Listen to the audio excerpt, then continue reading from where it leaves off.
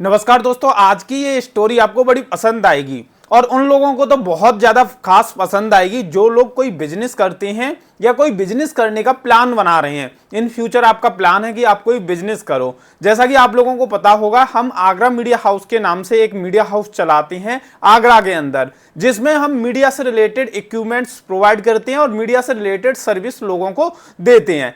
अब भाई, हमारा एक माइक है जो कि अभी हम कॉलर में लगा के रिकॉर्डिंग कर रहे हैं। ये माइक बहुत ही ज्यादा शानदार है, यानी कि अभी आप वॉइस सुन रहे होंगे, इसकी आवाज की क्वालिटी सुन रहे होंगे, बहुत ही ज्यादा शानदार है। ऐसे ही आप लोग कोई बिजनेस करते हैं और उसी बिजनेस में कोई ना कोई ऐसा प्रोडक्ट होता है जो आपको पर्सनली बहुत ज्यादा पसंद होता है। आपको यह लगता है कि हमारे बिजनेस लाइन में ये प्रोडक्ट सबसे ज्यादा सेल होता है, सबसे ज्यादा लोग इसे पसंद करते हैं, लेकिन वैसे प्रोडक्ट को खरीदने के लिए उस कंपनी के बड़े नाटक रहते हैं। जैसे कि हम इस लाइन में काम कर रहे हैं तो बहुत सारी कंपनियों का हम माल बेचते थे, तो ये कंपनी बहुत ज्यादा अच्छी थी, तो इस कंपनी से मैंने कांटेक्ट किया कि मुझे आपका माल बेचना है। तो कंपनी ने बोला कि हम ऑफलाइन सेलिंग के लिए प्रोडक्ट नहीं देते, और मैंने बहुत सारी रिक्वेस्ट की, कंपनी नहीं मानी। उसके बाद मैंने दिमाग लगाया कि कंपनी डायरेक्ट तो प्रोडक्ट देने के लिए तैयार नहीं है, तो एक काम करो, कंपनी को एक नए नंबर से कॉल करो और कंपनी को बोलो कि हमें सेलिंग के लिए माल नहीं चाहिए, हमें अपने स्टाफ के लिए चाहिए, हम मीडिया हाउस चलाते हैं। कॉल किया तो मैंने बोला मुझे 100 माइक चाहिए आपसे। तो जो वो ऑनलाइन सेल करते थे उनसे 100 रुपए सस्ता मुझे वो माइक दिखा दिया। यानी कि आपको मैं बताना चाहूंगा, ये माइक लगभग 2500 रुपए का ऑनलाइन मिलता है, उन्होंने 2400, 2350, 100-150 रुपए का लेस करके उन्होंने बता दिया कि इतने रुपए का ये मिल जाएगा। फिर मैंने सोचा यार 150 रुपए वो लेस कर रहे हैं, अब प्रमोट करूंगा इस प्रोडक्ट को, फिर कस्टमर तक पहुंचाऊंगा, उसमें भी कुरियर चार्ज दूंगा, पैकिंग का चार्ज दूंगा, तो मैं तो कुछ कमा ही नहीं पाऊंगा। तो ऐसी कंडीशन बहुत बार आप लोगों के सामने भी आती है, लेकिन इसका सॉल्यूशन भी फिर मैंने निकाल लिया। और सॉल्यूशन क्या हुआ वो सुन के बड़ा मजा आएगा आपको। और जो इसका सॉल्यूशन निकला वो इतना सस्ता निकला कि जिसमें हमारा मार्जिन सीधा सीधा 35 से 40% बढ़ गया। अब वो कैसे बढ़ा वो मैं अब आपको समझाता हूं।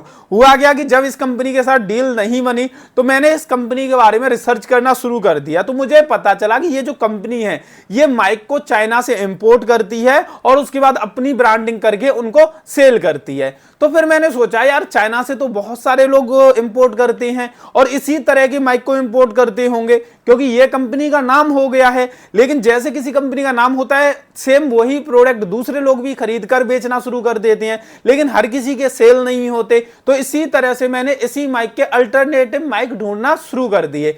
अब हुआ क्या कि जब अल्टरनेटिव माइक में ढूंढ रहा था तो मुझे एक कंपनी के बारे में पता चला कि वो भी इसी माइक को इंपोर्ट करती है। अब मैंने उनकी मार्केट प्लेस पर देखा कि किस तरीके के माइक हैं, तो पता चला कि माइक तो वही है, लेकिन उस कंपनी से कोई उन प्रोडक्ट को खरीद नहीं रहा, क्योंकि ये कंपनी है, इसका नाम पहले से हो गया, इन्होंने सबसे पहले शुरू किया था इंपोर्ट करना। लेकिन अभी जो नई कंपनियां आ रही हैं वो इनकी तरह पॉपुलर नहीं हो पा रही, तो उनका माल सेल इतना अच्छे से नहीं हो पा रहा। तो मैंने क्या किया, ऑनलाइन से ही, गूगल से ही उनकी कॉन्टैक्ट डिटेल निकाली। कॉन्टैक्ट डिटेल निकालने के बाद मैंने उनको कॉल किया। कॉल करके मैंने बोला कि ऐसे ऐसे ये माइक है और आप इतने का सेल कर रहे हो, और रेट का कितना अंतर था मैं आपको बताना चाहूंगा कि जो कंपनी थी, जो कि मैं आपको बता रहा हूं जिनसे मैंने कांटेक्ट किया था, वो 1500 रुपए का इसी तरह का माइक बेच रही थी, और जो पहले मैंने कांटेक्ट किया था जिस कंपनी से जो ऑफलाइन में देने के लिए मना कर रही थी, वो 2500 रुपए का सेल कर रही थी। यानी 2500 का सेल करने पर भी उनका खूब सेल हो रहा था,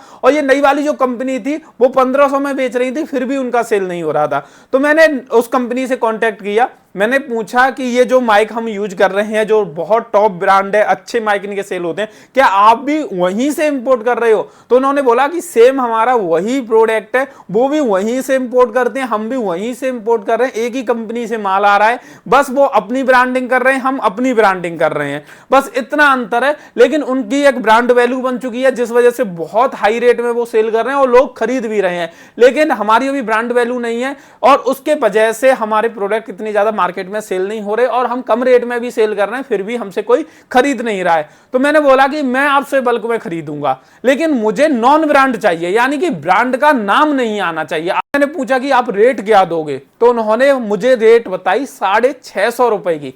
आप सोचिए, जो प्रोडक्ट ऑनलाइन में वो कंपनी जो ब्रांड बना के बेची है वो 2500 रुपए में सेल कर रही है, वही माल मुझे 650 रुपए में फ्री होम डिलीवरी के साथ दूसरी कंपनी वही माल नॉन ब्रांड के तौर पर देने के लिए तैयार हो गई।